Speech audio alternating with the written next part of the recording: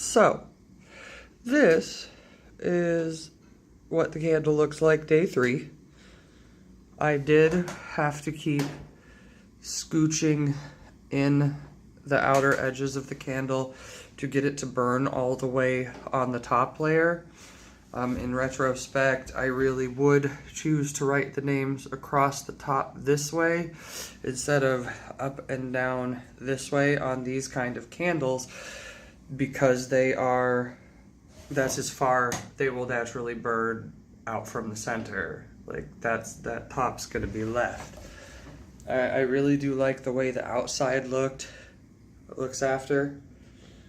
I think I may keep it as a totem with this magnetic hematite ball in it, just to continue to banish any negative energy that my enemies would like to send at me.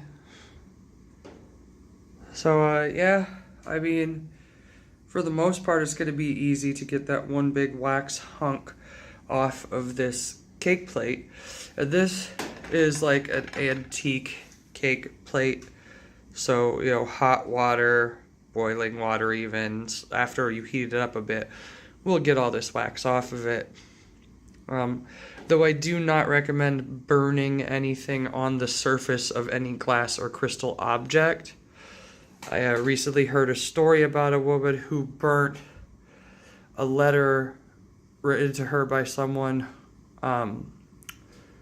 who she loved, and having done it in a little crystal ashtray that you get from the dollar store, and the ashtray cracked in half, and she thought, oh my god, my mother is mad at me.